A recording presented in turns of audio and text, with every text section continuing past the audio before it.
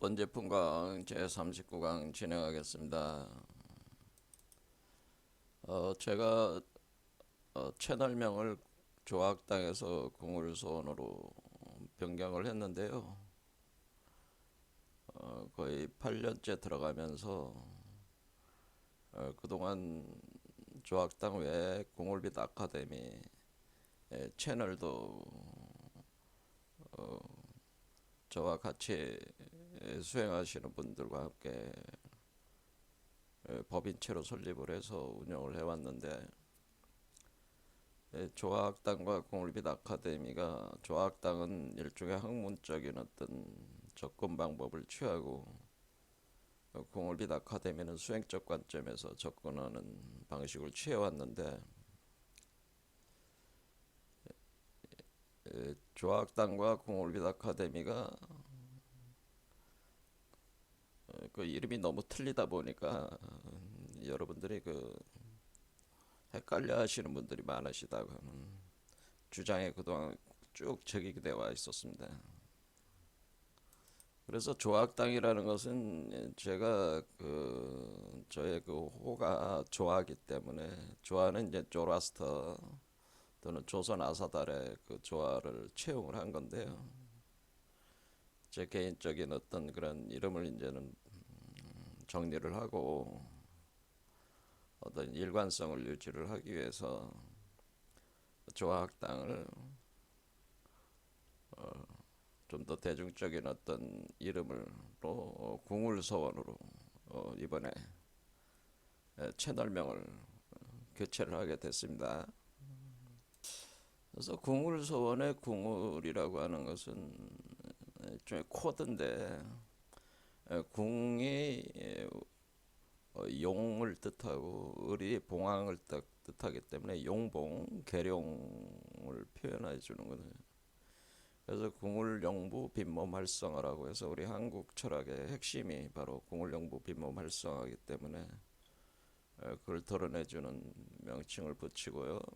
서원이라고 하는 것은 책 서자를 썼기 때문에 학문을 하는 곳이다라는 거죠. 여기는 공부하는 모임이다라는 거예요. 이건 다소 철학적인 모임이다. 철학적인 공부를 하는 곳이다. 그래서 서원으로 했습니다. 그러니까 앞으로도 많이 사랑해 주시고 시청하시길 바라겠습니다. 그럼 오늘 강의 그럼 또 진행을 해보도록 하겠습니다. 이제 불교에 대한 강좌를 굉장히 지금까지 오랫동안 하고 있는데, 여기서 깊이 있게 이 불교 분야를 파악을 하기 위해서 이제 선불교를 통해서 그 이치를 마무리를 하는 걸로 이제 진행을 하고 있는데요. 우리가 이제는 선불교 수행책에서는 그 참선과 간화선이라고 하는 두 가지 방법을 결합을 해서 이 선불교 선종 수행하시는 분들이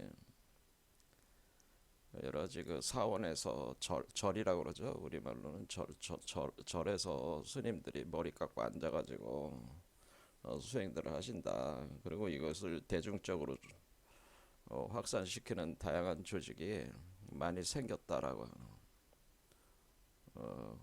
하는 거죠. 그래서 요게 과연 어떤 것인가에 대해서 지금 같이 살펴보고 있습니다. 그래서 그 내용을 이해하기 위해서는 그 여러 다양한 그 용어들을 좀 정리를 해야 되지 않겠나 싶어가지고 그 핵심이 되는 용어들 몇 가지를 지금 정리를 하는 과정에서 제일 먼저 그 지관이라고 하는 거는, 그래서 지관이라는 거에 대해서 지난 영상들에서 계속 파악을 하고 있는데요. 여기 뒤에 이렇게 그 태양이 이렇게 이글이글거리는 태양 있잖아요. 이글이글거리는 이 태양이 소위 말하는 근원 태양이라고 하는 겁니다. 센트럴 선이라고 하는 건데요. 그러니까 그 부처의 의식, 정광명 상태의 의식의 빛을 발하는 그 빛을 발하기 위해서는 불이 먼저 있어야 되잖아요. 우리가 이제 조로아스터교 같은 경우도 이렇게 성화, 그러니까 성스러운 불을 숭배하는 사상이 있는데 마치 성스러운 불이다라고 하는 거예요. 우주 중심에서 불타오르고 있다라고 하는. 그래서 여기서 이제 빛을 발하고 있는데 이 빛을 태양에서 타오르고 있다고 하는 겁니다. 그리고 그것을 달이 감싸고 있는 형태가 돼 있어가지고 뭐 천체적인 개념으로 보면 일종의 별과 같은 상태죠. 그러니까 우리가 시리우스 별 같은 그런 별, 금속체로 되어 있는 별과 같은 상태인데 여기서 이제는 빛이 방출이 되는 거죠. 그래서 그 형태 자체가 눈처럼 되어 있기 때문에 마치 그 정광명의 그 빛이 우주 근원 태양과 달로부터, 그러니까 우리가 겉의 모습으로 보면은 일종의 그 보름달과 같은 형상인데 그 빛을 발하기 때문에 마치 그 온 우주 만물을 그 거울에 비춰보는 것과 같다라고 하는 거죠. 그래서 육조 해능이 본래 그 우리 그 마음, 그 본래 마음이라는 건 부처의 마음인데 그것은 본래 깨끗하고 밝다라고 할 때 요걸 요런 상태를 얘기를 하고 있는 거죠. 그럴 때 여기에 한 인간이 모습이 보이는데 요걸 이제 원형인간이라고 하는 겁니다. 원형인간의 형상을 가지고 있어서 그 원형인간을 법신불이라고 또 하는 거죠. 이제 불교에서는 법신불이다 이렇게 표현하는. 그래서 이 우주는 법신불의 몸과 같다. 그러니까 왜냐하면 빛이 방사가 돼가지고 이 우주가 형성이 된 거기 때문에 법신의 몸과 같다고 보는 거죠.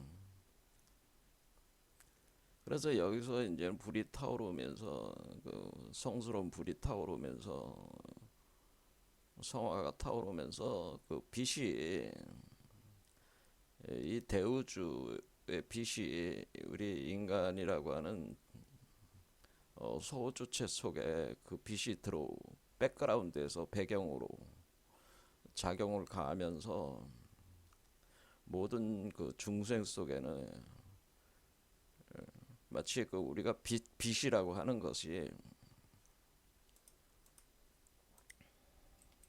빛을 이제는 우리가 이제는 양자역학을 보면은 빛을 파동으로 보는 거와 이제 입자로 보는 방식인데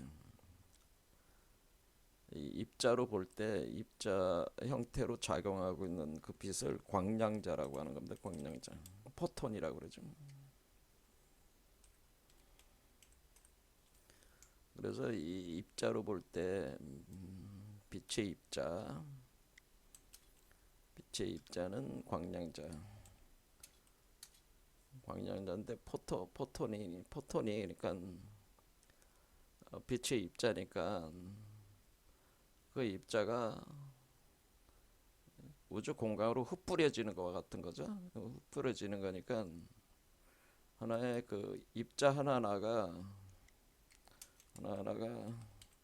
일종의 작은 불꽃과 같다는 거는 그렇겠죠. 여기 여기서 방출되는 빛 알갱이들이니까 빛 알갱이들이 요 불의 특성을 담고 있는 불꽃 덩어리와 같은 거죠. 굉장히 작은 양자 차원의 퀀텀 베이스 상의 빛의 알갱이니까 굉장히 작지만은 이 우주의 근원에 그런 불의 속성을 가지고 있다고 하는 겁니다.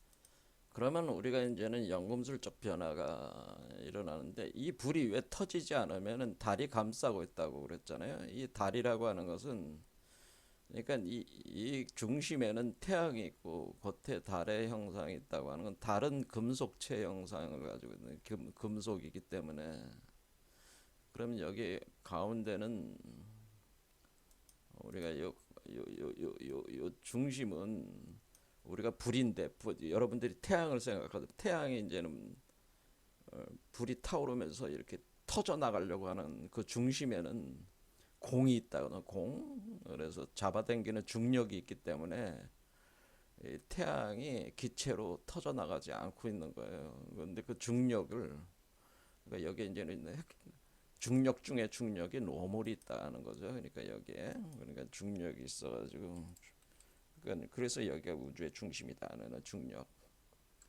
중력이 있어서 이 우주 근원 태양을 잡고 있다는 거죠. 그 중력이. 그때 요 중력을 무거울 중자를 써서 중력이 되는, 중력, 상상할 수 없을 만큼 엄청난 중력이 여기 작용을 하고 있는데, 이것은 이제 불을 잡고 있다는 거죠. 불. 그래서 여기 이제 그 화라고 하죠. 화. 그런데 그럼 태양은 불이고 달은, 그러니까 여기는 태양과 달이 하나로 되어 있는데, 태양이 불이라면은 달은 그 불을 담고 있는 그릇과 같다는 거는, 태양은 불이고, 그리고 달은 우리가, 달은 이 불을 담으려면은 이 불을 담으려면 어떻게 돼? 금속체야 돼. 금속체. 상상할 수도 없는. 그러니까 이 모양이 천체적인 개념으로는 일종의 중성자별하고 비슷하다고 해요. 중성자별. 그래서 이 금이 금속으로 돼 있다는, 금속. 그래서 금이라고 하는 거는.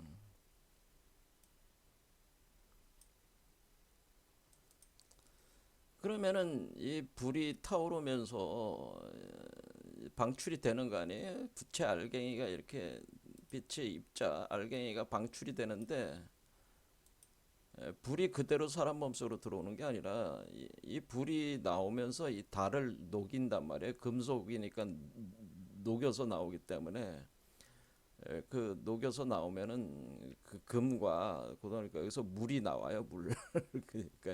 그러니까 일종의 그 뜨거운 물과 물 알갱이 같은 게 되는 거지. 그 일종의 빗방울 같은, 빗방울이나 이슬방울 같이 형성이 되는데, 네. 그러니까 그 어떻게 되는 거냐면 결국에는 기본 구조가 약간 빗방울, 그러니까 우리가 비라고 하잖아요. 비, 빗방울. 우리가 한자로는 우라고 해가지고 이게 비우자를 쓰잖아요. 비우자.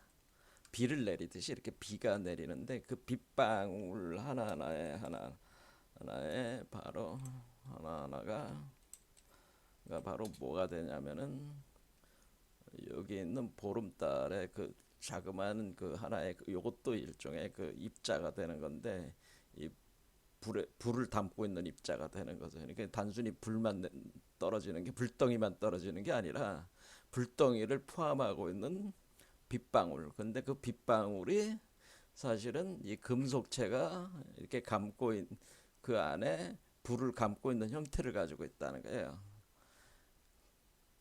그러니까 그러니까 그게 우주로 방출되는 거예요. 그러니까 그 모습 자체가 씨앗하고 비슷해요. 씨앗. 그래서 그거를 표현하기를, 그런 형태를 뭐라고 이, 표현하냐면은 감노라고 표현해요. 감노라고. 그러니까 화우로 산풍 감노다 이렇게 표현합니다. 그러니까 화, 불, 우, 비, 로, 이슬과 같은 산풍 세 가지. 풍이라고 하는 건 풍년이 들었다. 그러니까 엄청나게 그 알갱이들이 엄청나게 나오는 거니까 이게 그 풍년이 든 것 같지. 화우로 산풍 감노의 비이다라는.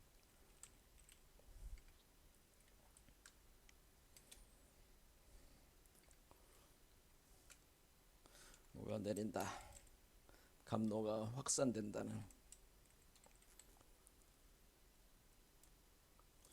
그러면 여기서 밑에서 볼 때는 소주체에서 볼 때는 이 우주 중심에 마치 구름이 형성되어 있는 구름 또는 연기가 형성되어 있는 것이 그렇게 보이는 거죠. 이게 어울려 있으니까.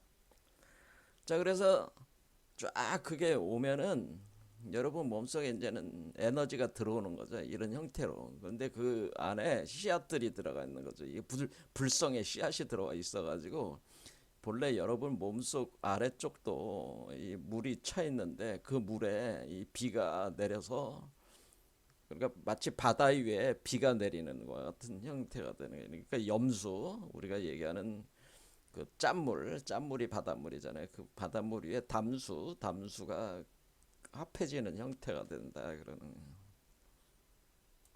이런 현상을 비화락지라고 하는 겁니다. 비화락지 해서 비화락지 그러면은 우리가 비화락지 하는데 날아온다 이거예요. 비라는 거는 날빛자 날아온다. 비화 나르는 불덩이다 그런 뜻입니다. 비화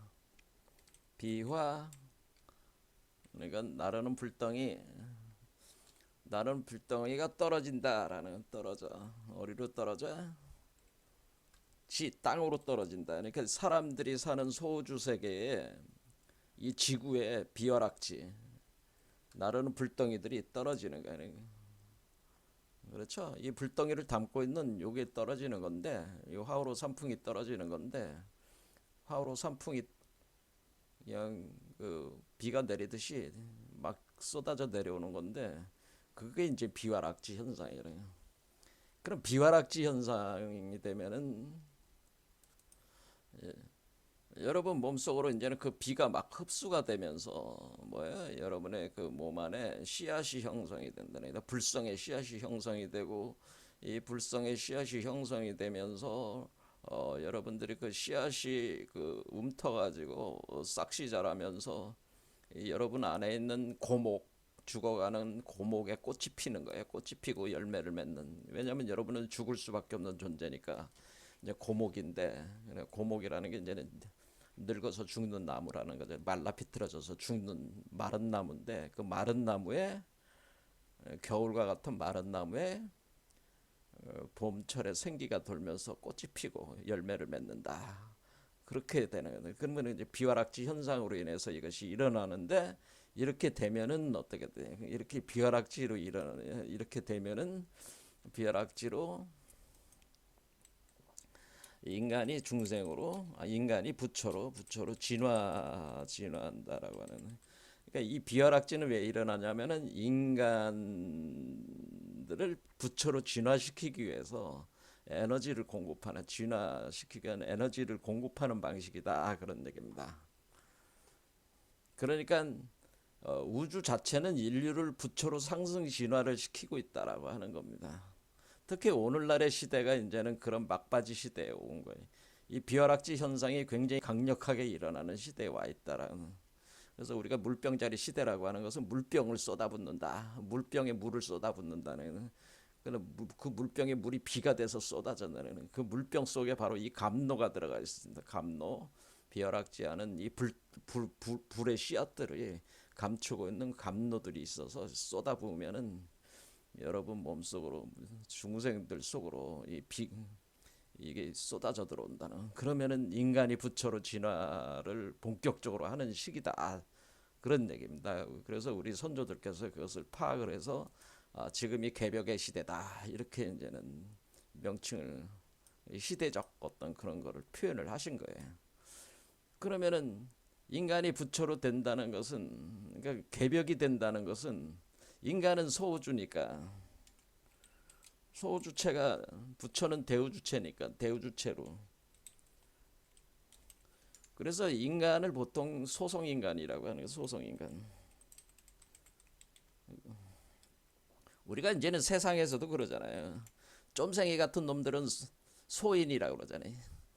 그리고 이게 군자 같은 사람들은 대인이라고 하잖아요. 그러니까 소인과 대인 이렇게 우리 인간은 소인이고 부처 같은 사람들은 대인이단 말이야. 그러니까 소인을 대인으로 바꾼다는 것은 소인은 소주적인 존재고 부처는 대우주적인 존재다. 대인으로 바꾼다. 근데 이렇게 바꾸면 어때요? 인간은 멸종을 하게 되는 거죠. 이게 이 진화 과정에서 진화 과정은 인간 심판 과정이라 그러지. 그렇죠. 인간이 심판을 받아서 인간 심판, 인간들을 심판해서 불태워 버리는 거예요. 심판해서 불태우 불태워 소멸시키고 부초로 재생시킨다는 거예요. 그러니까 여러분들을 그 부초로 만들려면은 여러분 자신의 인간의 모습을 없애야 될 거 아니에요. 그러니까 여러분들이 그 꼬치 속에 나비가 되려면 어때? 꼬치를 뚫고 나와야 되잖아요. 꼬치가 돼야잖아요. 꼬치가 인간이라면은 그러니까 인간이 그 벌레라면 벌레가 꼬치를 만들어 있다가 나비가 되는 거 아니에요. 그러니까 지금 시대가 꼬치 속에 있는 들어가는 시대라 그입니다. 그러니까 꼬치 속에 꼼짝없이 있어야 되잖아요. 죽은 것 같이 죽는 거야. 소멸되는 거야. 그래서 나비가 되는 거지. 이와 같은 형식으로 변태 현상이 일어난다는 거예요. 자체 안에 변태 현상이 일어나는. 그러니까 인간이 부처로 진화 현상이 일어난다. 그러니까 이 진화의 과정은 어떻게 보면은 심판과 종말을 동반하지 않을 수가 없는 거예요. 심판과 종말.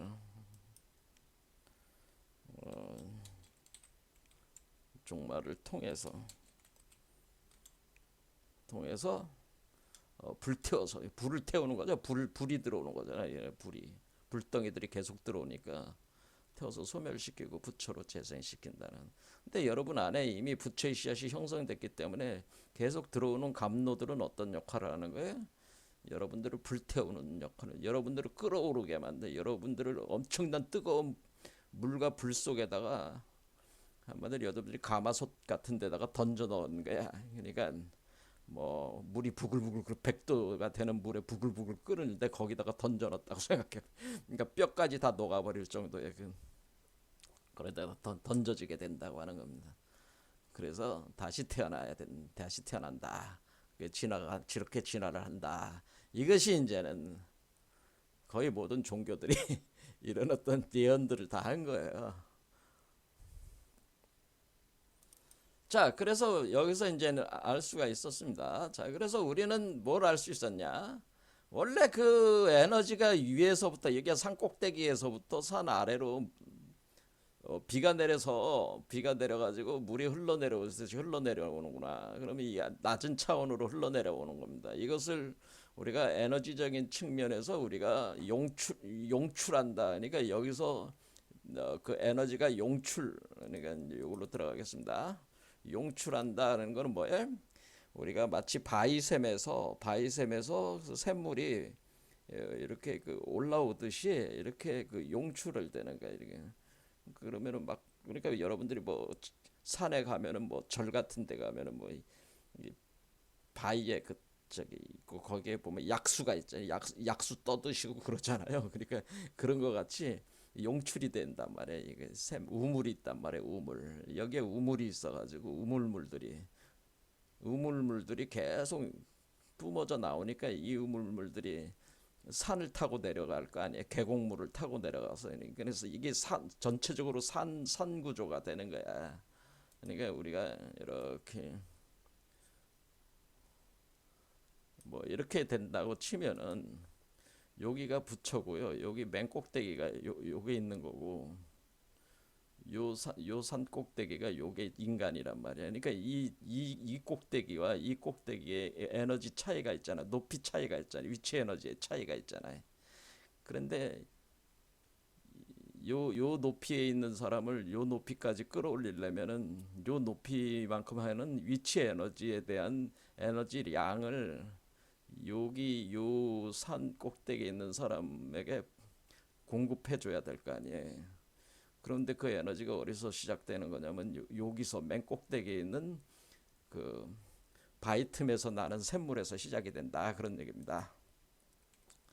그래서 사람마다 다 뭐야 이게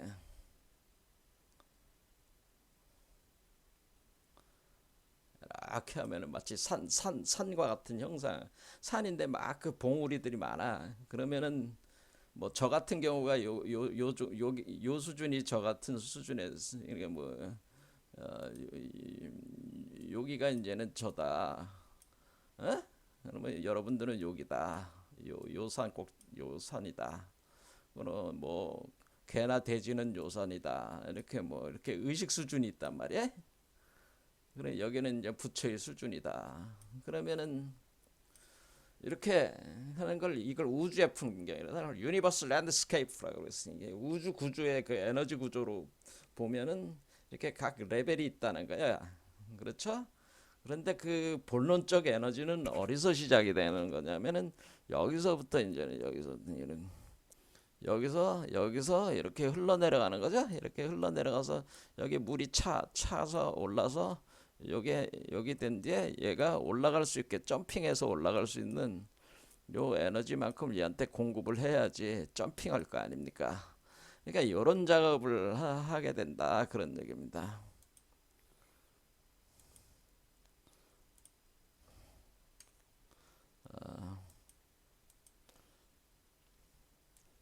자, 그래서 제가 이제는 지난 시간에 말씀을 드린 게 우리가 이제 도약하는 것이다라고 하는 거죠. 그러니까 이게 우리가 그 이렇게 진화한다는 게 이렇게 그 선형적으로 진화하는 게 아니라 이렇게 그 마치 사다리를 타고 올라가거나 계단을 타고 가듯이 이렇게 그 우리가 그 지난 시간에 요 각 차크라가 의식의 수준의 상태라면은 요 3번 차크라에서 돼 있다가 이렇게 점핑하는 것이다라고는 또 4번 차크라에 와서 또 점핑하고 이런 식으로 구조로 돼 있어서 이것을 홀로놀라키적으로 이제 표현해도 홀로놀라키다. 그래서 여기 그 유명한 사람이 이제는 켄 일버 같은 사람이 이제 그걸 얘기를 하는 거예요. 켄 일버가 서양권에서 지금 최고로 유명한 영성학자인데 이분이 가장 종합적이고 체계적으로 현재 그 서양 영성학의 대가다라는 대가인데 이 양반이 이제 주장하는 것이 의식의 스펙트럼이라는 거죠. 의식의 그 수준이 다 있다. 의식이 스펙트럼이라는 이 책을 이 양반이 20대 초반 23살인가 써가지고 이 책이 그 베스트셀러가 됐어요. 이 영성계에서. 그래서 엄청난 명성을 날렸어요. 이때부터 이제는 이 양반이 원래 그 생화학 공부를 했는데 대학교에서 다 때려치고 수행을 하면서 이 책을 쓰고 그리고 이제 이쪽 분야에 이제 전문적으로 이제 계속 공부를 한 거죠. 그러니까 이제 철학과 종교를 다 공부를 하면서 이제 체계화 시킨 거야. 한마디로 우리가 이제는 당대 모든 서양 철학을 다 종교를 다 또 이제는 동양의 그런 종교. 근데 이분이 유일하게 공부를 안 한 게 제가 보니까 역학은 공부 안 해서 근데 나머지는 거의 다 공부했어요. 그래서 그 이제는 그 관련된 책이 제가 이제 본 책 중에서 이제 예, 그래 그나마 굉장히 잘 쓴 책이 그 있습니다. 굉장히 많아요. 지금 우리나라에도 번역된 책이 거의 한10권 열몇 권은 되는 걸로 알고 있는데 그 제가 이분이 쓴 책을 거의 다 읽어봤습니다. 근데 그 중에서 제가 뭐 다 재밌어요. 이분 책이 재미는 있습니다. 재밌는데 그 중에서도 이제는 종합적으로 그러니까 이분이 이제 가장 심혈을 기울여서 종합적으로 써낸 책이 성생태 영성으로 이렇게 번역되어 있는 요 책이에요. 어, 뭐 관심 있으신 분들은 켄 일버의 사유 체계를 공부를 하시면은 영성 분야에서 공부되는 게 많이 있을 겁니다. 그래서 뭐 나중에 뭐 제가 켄 일버 자체 제가 이제는 강의 시리즈로 앞으로 생각하는 게 이제 켄 일버 사유 체계는 켄 일버 그러니까 우리가 어떤 인물을 중심으로 이렇게 강의를 한다면은 켄 일버는 상당히 가치가 있는 사람이 캐닐버 있고, 그다음에 우리가 근데 주시에서 봐야 될 사람들이, 영성 쪽의 사람들이 엘리아데라는 사람은, 저는 개인적으로 캐닐버, 뭐 엘리아데 이런 사람들을 제가 좋아하거든요. 엘리아데, 특히 엘리아데를 제가 상당히 엘리아데. 그러니까 엘리아데 정도는 이해를 해야지 선불교도 다 이해할 수가 있습니다. 사실은 선불교의 가나선 책에도 엘리아데의 그 의식 상징에 대한 비유책에 대한 그 어떤 그 신화적인 어떤 그런 것들의 이해를 통해서 선불교의 비유체계를 이해할 수가 있어요. 그래서 우리가 엘리아데 공부도 나중에 하게 될지 모르겠습니다. 할 거는 많이 있습니다. 제가 강의할 거 많이 있는데 시간이 없어요. 자, 그래서 이분이 이제 하는 것이 말 그대로 차크라 시스템이에요. 사큐파렐이라고 해가지고, 이분은 사큐라고 해가지고 8L이라고 그래서 L 뭐야, 쿼드란트라니까 이거는 네 개로 된, 그 우리로 보면은 밭전자 있잖아요. 네 개. 그러니까 평면을 네 개로 쪼개서 십자가로 딱 하면 네 개잖아요. 이렇게 네 개 면이잖아요. 네 개 면. 그러니까 사큐. 그다음에 8L은 8가지 의식 수준이다. 의식 수준을 8개로 나눈 거지. 그래서 사큐 8L론이라 그래서. 그래서 이거에 기초해 가지고 우리가 8개의 의식 수준, 여기선 7개 차크라지만은 사실은 따져 보면은 우리가 그 도레미파솔라시도 이렇게 하면은 뭐야, 사실은 8개잖아요. 왜냐면 도에서 시작해서 도로 끝나니까 도레미파솔라시도, 처음 도에서 마지막 도까지 가는 데는 8개란 말이야. 그러니까 차크라는 7개인데 그는 8개다 그런 얘기. 그래서 8L이라는 건 8개의 수준이다 그런 얘기입니다. 그러니까 사큐 8L이라는. 그래서 이게 이렇게 올라가는 이거를 갖다가 이렇게 상승하는 의식 상승을 의식의 스펙트럼이라고 하는 건데, 이것을 우리가 존재의 대둥지라고 하는 거예요. 이거를 둥지라는 건 뭐예요? 나무에다가 둥지를 틀었다. 새가 새 집을 짓고 이렇게 사는 게 그게 둥지를 가는 거예요. 네스트라고 그래서 네스트. 그래서 둥지. 그래서 존재의 대둥지. 그러니까 의식이라고 하는 의식의 스펙트럼을 다른 말로 하면 존재의 대둥지 또는 존재의 사슬. 여러분들이 보면 이게 사슬처럼 생겼잖아요. 사슬. 그렇죠? 사슬. 이렇게 두 개를 꼬아놓은 것 같잖아요. 두 개의 쇠사슬을 이렇게 꼬아놓은 거. 아니, 이 모양 자체가 사슬처럼 생겼잖아요. 그래서 존재의 대사슬이라고.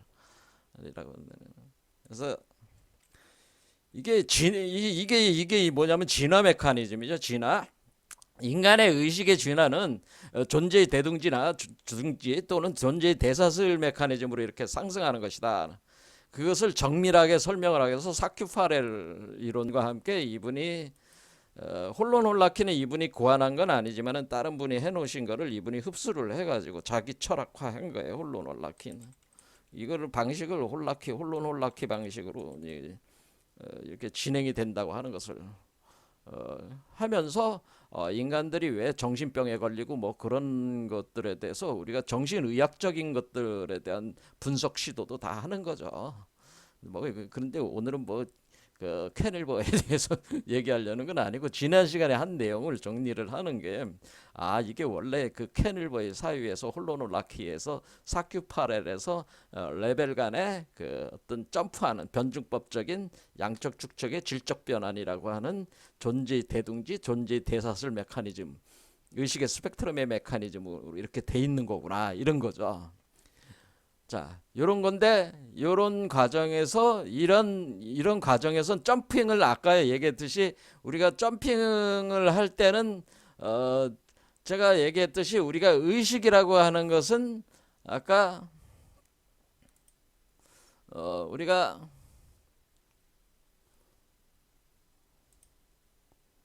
뭐 이렇게 이제는 산이 이렇게 있었잖아요. 산 이게 레벨이 있는 거야. 그래서 랜드스케이프가 있다래. 랜드스케이프 풍경이 있다. 근데 여기에서 여기에는 위치 에너지적인 차이를 이것을 메꾸는 것이 여기서 에너지가 용출이 되는 거라고 그랬잖아요. 계속 용출이 돼서 흘러내려와서 이렇게 상승하게끔 만든다. 그러니까 그것이 어떤 자연적인 메커니즘으로 이게 작용을 하고 있다라고 하는 거죠. 제에게는. 그러니까 우리가 어떤 의도적이고 자기적으로 해서 되는 게 아니라 인간이 제가 얘기하고 싶었던 거는 인류를 부처로 상승하는 거는 자연적인 거라는 거다. 무의자연적인 것이다라고 하는 겁니다. 그 얘기를 하고 싶었던 겁니다. 제 얘기는 인간이 부처가 되는 것은 자연스러운 것이요. 그러는 겁니다. 이 얘기입니다. 인간이 부처가 되는 것은 자연스러운 것이요. 그러면 무의자연이야. 그게 무의자연. 그러니까 뭐 노력을 안 해도 돼. 왜? 지금 제가 드리는 말씀은 결국에는 그럼 왜 그렇게 됩니까? 그거는 좀 전에 얘기했듯이 여기서 용출이 돼. 여기서 용출. 그러니까 용출이라는 게 이제 뽕뽕뽕뽕 그 샘물이 솟아올랐어. 에너지가. 근데 그 용출이 되는 우물이 뭐냐면 그게 공이라고 하는 거예요. 그러니까 공이라는 거를 사람들이 비어 있다고 이렇게 생각하는데 그게 아니고 공은 일종의 우리로 따지면 우물하고 비슷해요. 무슨 말씀인지 알죠? 끝이 없는 우물과 비슷해. 끝이 안 보이는 우물. 그래서 거기서 계속 퍼서 올려도 계속 퍼 올려서 나온단 말이야. 그 에너지가. 그래서 공이라는 거는 이게 우물이다. 이렇게 생각하셔도 돼. 그럼 이 우물에서 그 물을 뿜어 올릴 거 아니에요. 그러니까 한마디로 빛의 알갱이를 끌어올리는 거야. 빛을 끌어올리는 거야. 그러면 여기서 이제는 흘러내려갈 거 아니에요. 감로가 흘러내려갈 거 아니에요. 그러면 이 의식 수준 여기에 씨앗이 심어져 있잖아요. 그러면은 이렇게 계속 흘러내려가서 여기다가 바닷물도 형성하고 계속 어느 정도 수준을 형성을 해놨단 말이야. 그러면은 어떤 게 터닝 포인트가 일어나겠죠. 왜냐하면 이제는 에너지가 충분히 찼어. 에너지가 뭐냐면 도약. 그러니까 도약이라는 거는 여기 인간의 가장 낮은 수준의 의식으로부터 인간의 가장 높은 수준의 의식으로 요 범위를 탈출할 수 있는 탈출 에너지가 충분히 축적됐다는 겁니다. 축적됐다.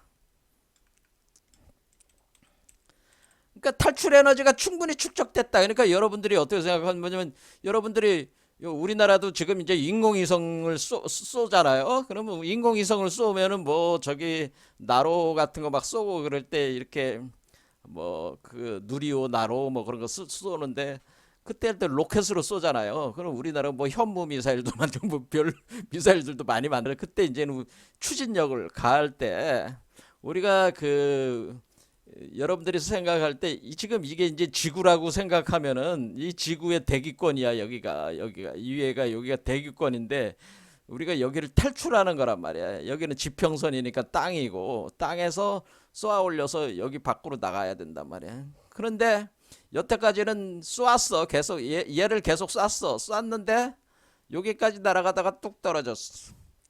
또 여기까지 날아가다가 뚝 떨어지고 계속 그랬는데 지금은 이 탈출 에너지가 충분해서 뚫고 나가서 외계권으로 나간다는 거예요. 외계권으로 나가면 대우주권으로 들어가는 거 아니야.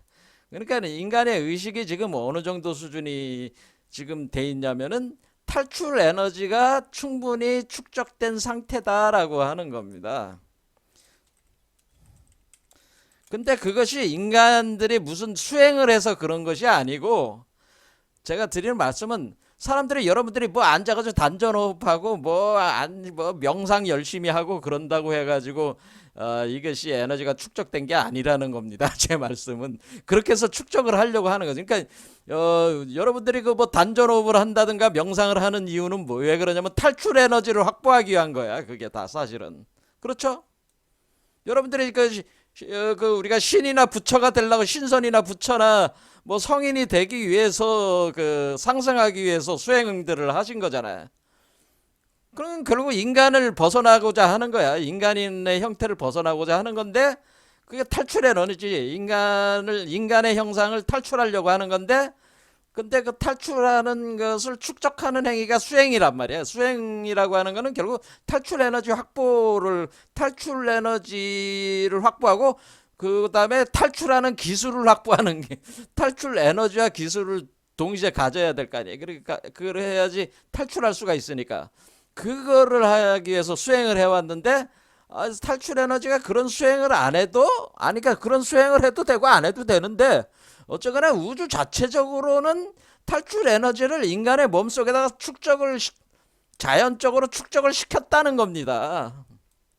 그러니까 우주 자연이 인간을 진화시키고 있다 그런 얘기입니다. 진화하게끔 자연적으로 지금 와 있는 상태라 지금은 인간 소멸과 인간이 불타버린단 말이에요. 그래서 소멸돼 버리고 그래서 삼재의 난을 겪게 된다. 그런데 여러분들이 이제 홍수도 일어나고 이제는 그 불에 타기도 하고 그냥 막 대화재도 일어나고 예, 홍수도 나고 그다음에 그 온갖 그 바람이 몰아치고 하면서 그 삼재가 일어나면서 이 인류 사회가 무너진다 그런 얘기입니다. 근데 무너지는 게 나쁜 게 아니고 무너지는 거를 통해 가지고 그게 다 에너지로 만들어진 거잖아요. 에너지를 다 해체해서 본래 그 무형적인 그 에너지 상태로 돌려가지고 그것을 재구성해가지고 부처로 만드는 거기 때문에 왜냐하면은 지금껏 우리가 인류가 만들어 온 모든 문명은 사실 그것도 다 이 여기서부터 나온 에너지로 만든 거잖아요.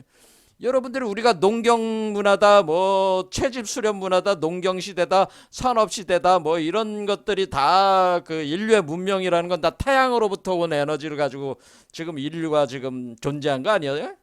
근데 그것이 그러니까 그것이 태양 에너지의 그 응집, 축적된 결집물이야. 그것도 역시 마찬가지로 문명이라고 하는 것도.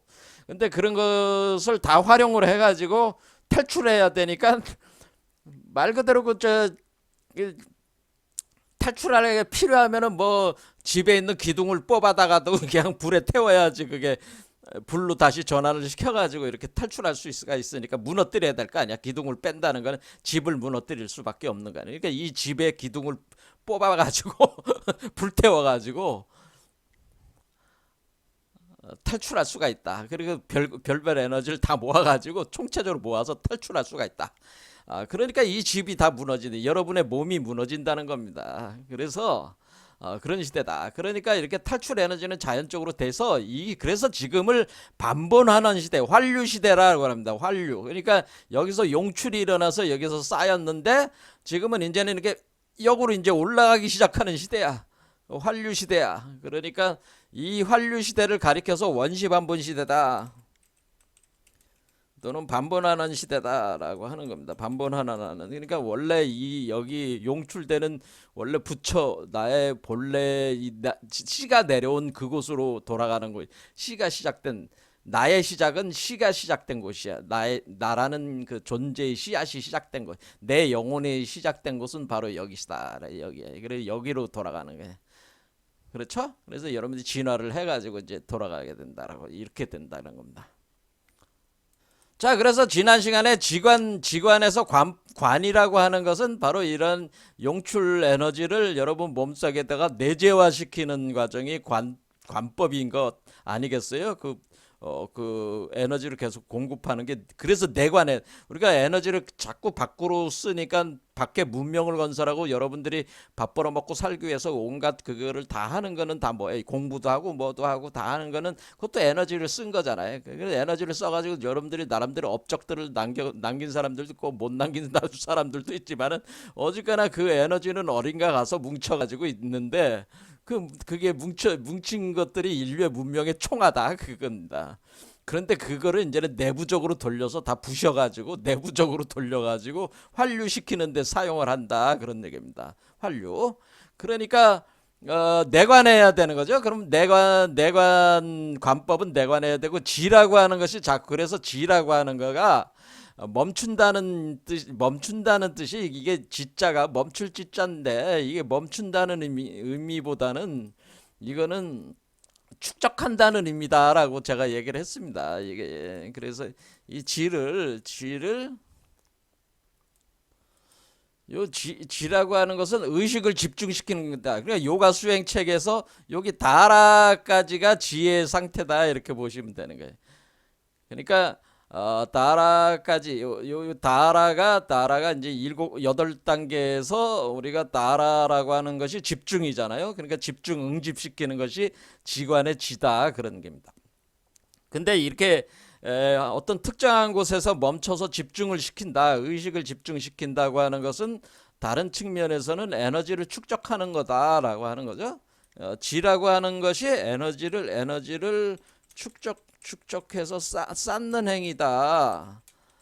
그러니까 뭔가 사용하기 위해서 에너지를 축적하는 것이 지다 그런 거예요. 자, 그래서 관이라고 하는 것은 에너지 흐름을 통제하는 것이 관이고, 지라고 하는 것은 에너지를 축적하는 것이 지다라고 이렇게 이해를 해서 우리가 지관 수행을 하는 거는 우리가 이 탈출하기 위한 탈출 에너지를 확보하기 위한 수행이다라고 볼 수가 있다는 거죠. 지관 수행은 우리가 탈출 에너지, 해탈 가능 에너지를 확보를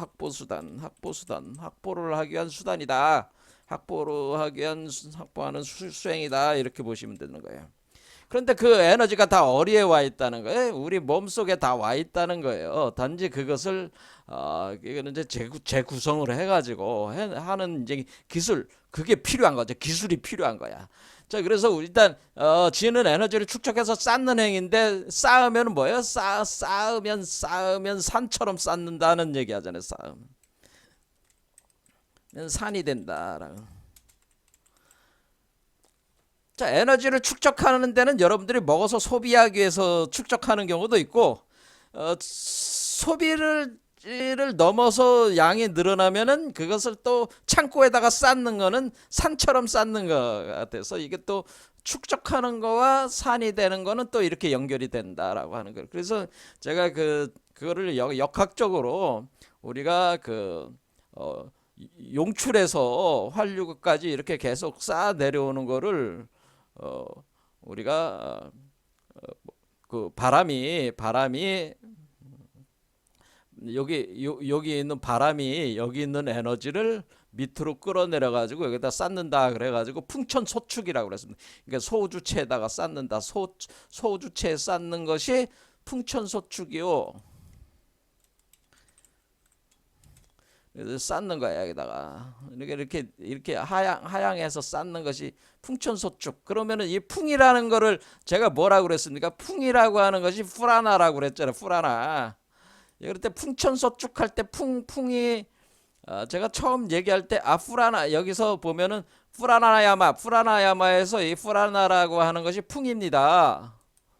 이것이 fu라나라는 거, fu라나라고 하는 것이고, 이거 fu라나라고 하는 이 풍이 우리말로 이제 바람이라고 하는 거예요. 바람. 그래서 바람풍, fu라나, 이것을 기라고 할 수 있어요. 기를, 하늘에 있는 기운을 땅으로 끌어내리는 것이, 바람처럼 끌어내리는 것이 이것이 풍천소축이다 그런 얘기입니다. 그래서 여러분들이 이제 수행을 할 때 이제 호흡법을 쓴다. 그러면 이 바람을 갖다가 여러분들이 코로 바람을 들이쉬면은 뭐예요? 하늘에 있는 기운을, 바깥에 있는 기운을 안으로 내재화시키는 거니까 그것이 이제는 풍천소축이 되는 거죠. 풍천소축. 그렇죠? 그래서 호흡법이 개념이 여기서 나오는 거죠. 풍천소축에서. 그러면 얘가 풍천소축이 됐으면은, 여기 쌓였으면 여기가 팽팽해질 거 아니에요. 계속 쌓여 나가면은 얘가 뚫고 나간단 말이에요. 얘가 뚫고 나가. 어리를 뚫고 나가요. 여러분들의 그 꼬리뼈 쪽을 뚫고 나가서 미려관, 혁점관, 협척관, 옥침관 해가지고 우리가 선도에서는 옥침관 여러분의 뒤통수를 뚫고 여기로 머리로 올라오면 환정보내가 돼가지고 가슴으로 들어온다 그런 얘기입니다. 아마도 알갱이가 가슴에 생성된다. 입안에 동글동글한 게 이제 맺히면은 거기 여기로 들어온다 그런 얘기입니다.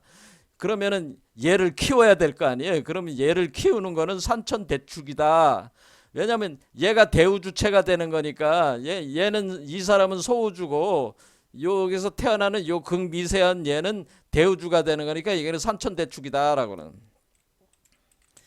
얘는 산천대축이라고 하는 것은 얘 몸에다가 얘를 창고라고 생각해봐요. 얘 창고에다 계속 쌓는 거는 얘에다가 먹이는 거야. 계속 먹이는 거죠. 그러니까 풍천소축은 이 사람한테 먹이는 거고, 간단히 얘기하자면 풍천소축은 대우주에서 소우주체한테 먹이는 거고, 산천대축은 소우주에서 극미세우주한테 먹이는 거다. 그러니까 우주가 이거는 대우주고 얘는 소우주고 요거는 극미세우주다라고 하는 겁니다.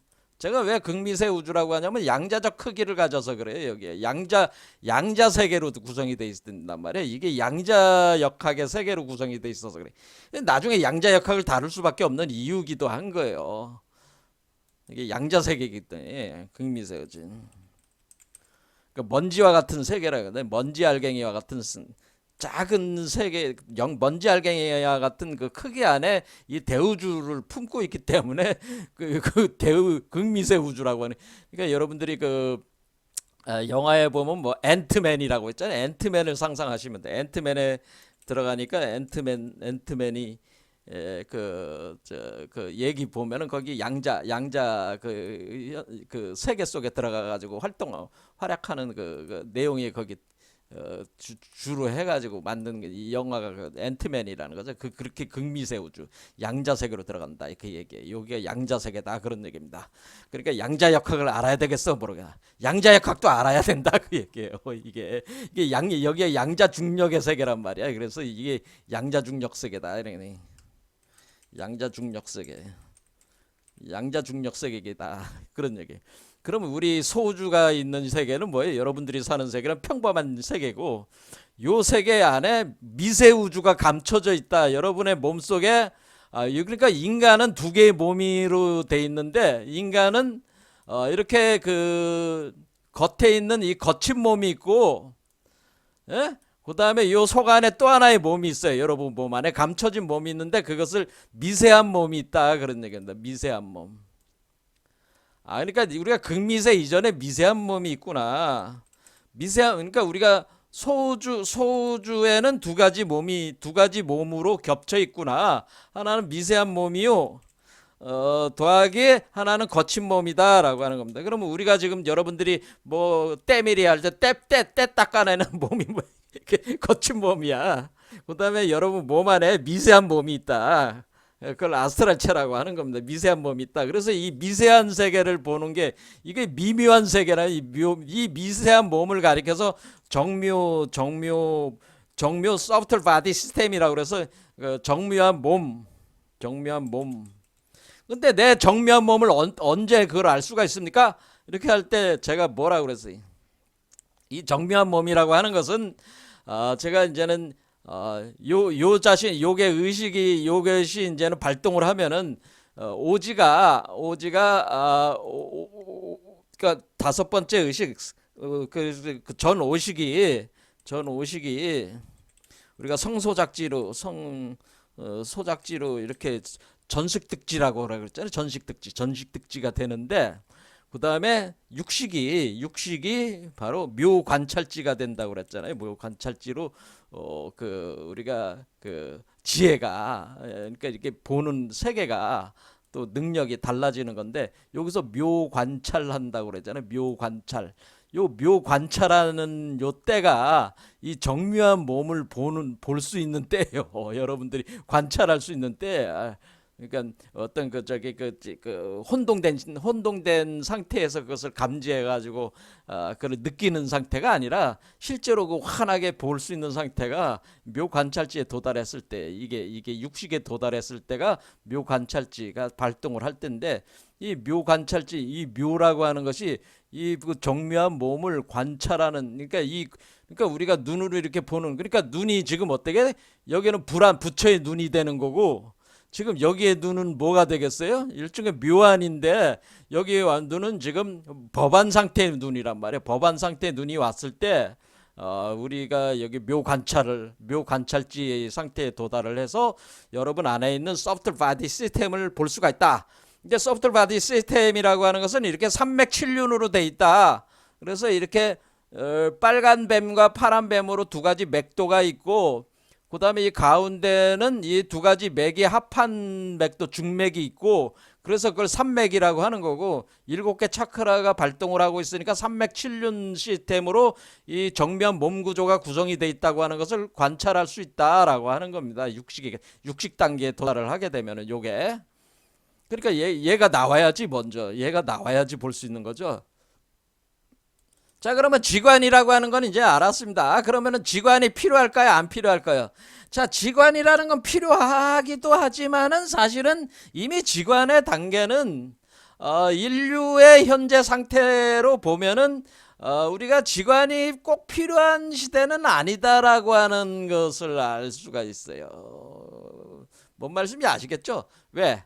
이미 우리 몸에는 인간이 부처가 되기에 충분한 에너지가 이미 쌓였기 때문에 지관이라고, 그러니까 에너지를 축적하는 용도로서의 지관 수행을 꼭 할 거는 할 필요는 굳이 여기에 매달릴 이유는 이렇게 이것을 핵심으로 삼아서 수행 체계로 할 만한 그런 어떤 이유는 없다. 뭐 이렇게 볼 수가 있다라고 저는 주장을 하고 싶어 하는 거죠.